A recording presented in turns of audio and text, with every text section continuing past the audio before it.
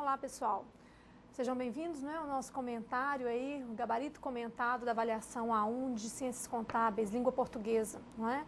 Na verdade, aí deixo os meus parabéns para aqueles que se saíram muito bem. Na verdade, a gente já tem aí alguns demonstrativos, a partir dos fóruns de discussão, alguns alunos colocando que tiveram até um pouco de facilidade, outros falando que não estava tão difícil quanto esperavam.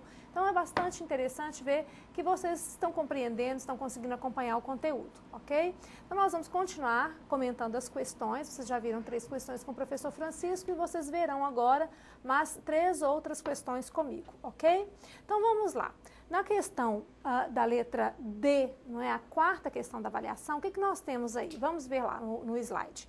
Eu tenho o seguinte: numa concepção sociolinguística, a avaliação é estruturada, organizada e condicionada por vários fatores. Então, pessoal, nesse enunciado, eu tenho já o quê? A ideia, uma tese inicial, uma afirmação. A sociolinguística diz que, apesar da língua ser variável, ela aceitar variações, essas variações elas não são aleatórias, elas são condicionadas a alguns fatores, Elas têm ligações a fatores sociais. Então, vejamos aí, vamos concluir a leitura desse enunciado. O que nós temos lá? Que nessa concepção linguística, a variação é estruturada, organizada e condicionada por vários fatores. Assinale a única alternativa correta, portanto, sobre diacronia. Nós vimos durante a nossa aula que é possível verificar que a diacronia é uma variação que se percebe a partir do índice temporal, do evento temporal.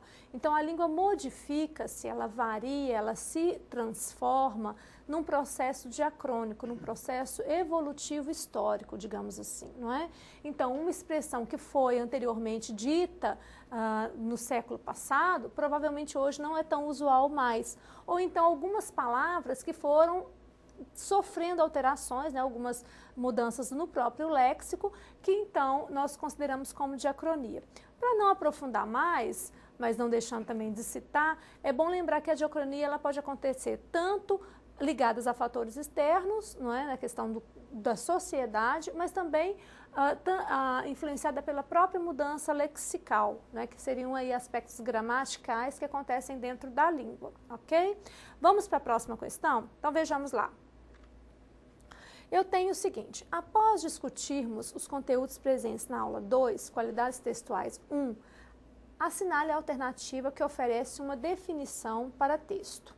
Pessoal, a gente sabe que para definir texto, nós teríamos que discutir longamente sobre alguns aspectos, Sobre aspectos de coesão, sobre aspectos de coerência, sobre essa textualidade, E esse elemento do discurso, Esse elemento constitutivo do discurso, que na verdade ele transmite informações, ele transmite sentimentos, ele traz mensagens, Ele é portador de comunicação, Ele é um elemento comunicativo.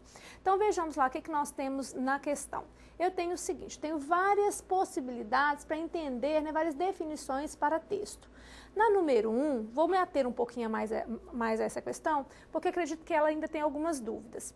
Texto é uma ocorrência não linguística que tem como manifestação ideal apenas as práticas discursivas orais. Ora, nós sabemos que texto pode ser texto oral. Eu estou aqui, nesse momento, me direcionando a vocês e o texto que eu digo é um texto oral, Mas a gente sabe que também existe o texto escrito, que é vinculado, que tem suportes, que tem toda uma estrutura aí que nós vamos continuar discutindo nas próximas aulas, Na verdade, o texto, pessoal, escrito, é como o material impresso de vocês, ou a charge que você vê no jornal, enfim, são inúmeras as possibilidades.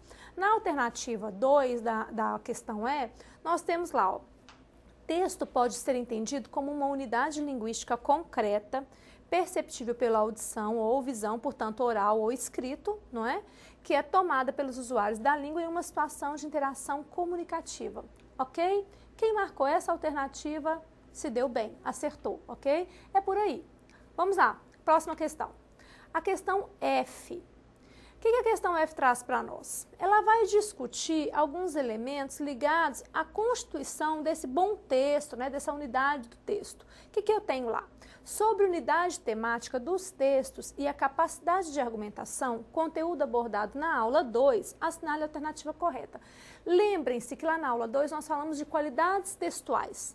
Naquela ocasião, o que nós vimos? Que para o texto ser considerado um bom texto, ele tem mais ou menos alguns princípios lógicos, não é? Uma unidade temática, não é verdade? Uma boa argumentação, uma boa estruturação de ideias. Então vejamos o que nós temos aí dentro dessa questão. Ela está direcionada sobre dois aspectos, vejamos lá. Sobre o aspecto temática dos textos e depois capacidade de argumentação, eu posso afirmar o seguinte: é correto dizer que a argumentação procura formar opinião, tal como está na questão 2, na alternativa 2 da questão F, não é? É verdade, a argumentação procura formar opinião, ou seja, busca convencer o leitor de que o raciocínio apresentado é o correto. Já a unidade temática se apresenta na perspectiva de se abordar uma temática central e outras temáticas que giram em seu redor. Então, é importante verificar que um texto ele pode até trazer vários temas, mas ele tem um tema principal, um tema norteador. Não é? Nós não saímos aí discutindo aleatoriamente, senão ficaria muito confuso, a gente não entenderia nada e o texto ficaria o quê? Sem nenhum propósito claro, não é? Você não saberia a que veio aquele texto. Ok? E argumentar, pessoal, é isso, é convencer, é persuadir, não é? É de uma certa forma tentar demonstrar que aquele raciocínio que você está defendendo é um raciocínio aceitável, é um bom raciocínio, não é? Ele é digno de crédito.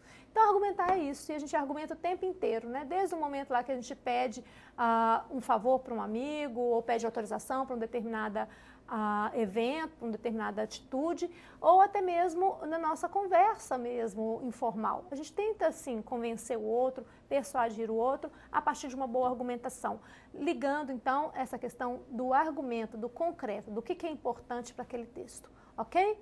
Então, vamos para as próximas?